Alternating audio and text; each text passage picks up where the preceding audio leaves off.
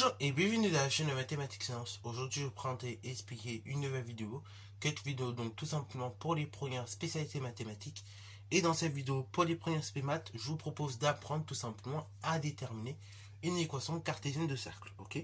Donc, voici un exemple d'application directe, encore une fois, pour le faire. Donc, ici, il s'agit d'un premier temps de tracer le cercle C de centre O, donc de 1. Ok. Donc là, le centre, il a des coordonnées, encore une fois. Puisque je rappelle, dans ce chapitre-là, on travaille dans un repère orthonormé. Puis ensuite, déterminer son équation cartésienne en sachant que le rayon de ce cercle est de 3 cm. Ok. Bravo. Donc le cercle que vous devez tracer, bien évidemment, le centre c'est O. Donc on vous donne ses coordonnées. Et après, le rayon c'est 3 cm. Donc là, je vous laisse mettre la vidéo en pause pour réaliser la construction. Donc de façon très rapide avec le repère, tout qui va bien. Et après, essayer de déterminer l'équation cartésienne de ce cercle. Sur ce donc, correction. Alors bon, la construction, ça va aller très vite, hein. C'est des constructions que vous avez déjà vues normalement en classe de 6ème. Trace un cercle, tracer le repère, on fait ça plutôt en 5ème. Mais donc voilà, dans un premier temps, je trace mon repère de façon très simple. Hein. Donc, je n'ai pas besoin spécialement d'un grand repère orthonormé, mais il m'en faut quand même pour placer le point, le centre O. Ok, bravo. Donc, du coup, je trace très rapidement un repère, voilà, de cette façon-là.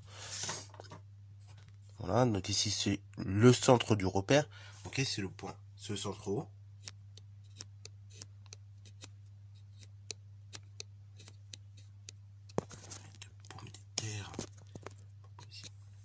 Et après, donc, au niveau des gradations, du coup, on va essayer de respecter les normes. C'est-à-dire qu'en gros, une unité représente bien 1 cm. Donc là, pour le coup, je vais prendre ma règle parce que vous savez qu'un carreau, c'est un petit peu plus petit qu'1 cm. Hein. En général, sur ce genre de feuille, c'est 0,8. Si vous prenez encore une feuille avec des plus petits carreaux, hein, des feuilles à petits carreaux, il faut savoir que c'est 0,5, la distance entre deux carreaux. Voilà. Donc c'est des petites choses comme ça, mais qui sont toujours bonnes à savoir. Donc voilà, on va tout simplement reporter 1 cm ici en abscisse. Voilà, donc ici on a 1 cm. Donc ça va représenter une unité dans le repère. Et pareil, 1 cm. Là, j'ai même pas besoin de règles pour le reporter sur l'axe des ordonnées. Puisqu'il faut savoir qu'entre chaque interligne, des toutes petites lignes qu'on voit à peine sur la vidéo. Bon, là on les voit un peu plus quand même. Mais entre chaque interligne, donc il faut savoir qu'il y a 0,2 cm environ sur ce style de feuille. Ok. Donc déjà, première des choses, bah tout simplement, c'est tout bête, mais il faut placer le point O. Donc on place le point O dont on nous donne les coordonnées, donc très rapidement. Donc les coordonnées c'est 2, 1. Ok, dans l'abscisse c'est 2. Bon alors là c'est pas très simple, dans le sens où il faut reporter bien évidemment 2 cm avec la règle, puisqu'on n'est pas sur du papier petit carreau ou même du papier millimétré. Une fois que j'arrive là, donc j'ai reporté mes 2 cm.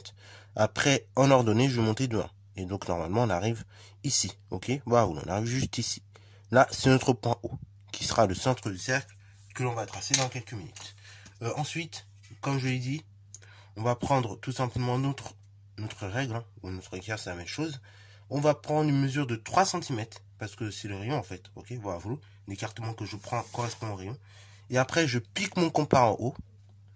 Et comme en 6ème, bah, je trace mon cercle en fait. Hein. Il n'y a pas plus de difficulté qu'en 6ème. Hein. C'est exactement la même construction.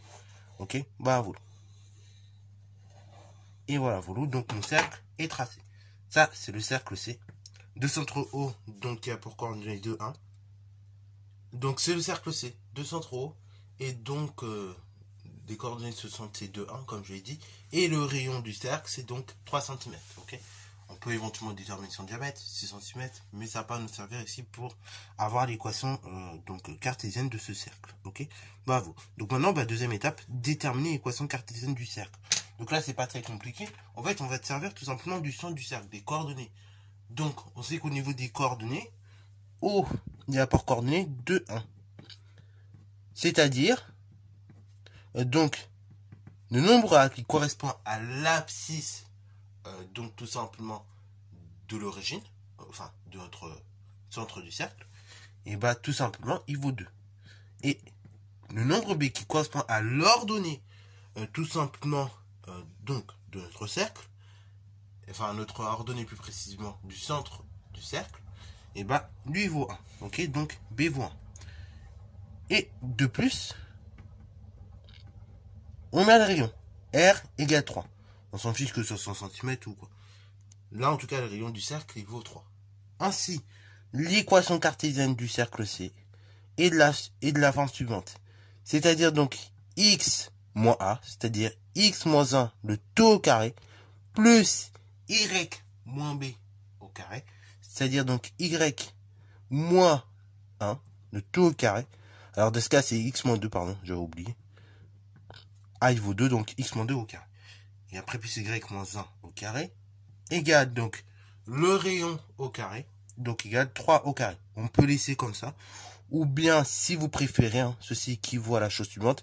X moins 2 au carré plus y moins 1 au carré égale 9. 3 au carré, ça fait bien 9. Ok. Donc voilà, dans les deux cas, on est bien sur une équation cartésienne de ce cercle. Ok. Et voilà, voilà. Sur ce, c'est la fin de cette petite vidéo. J'espère qu'elle t'a plu. Si c'est le cas, n'hésite pas à la liker, commenter et balancer toi en mathématiques et en sciences.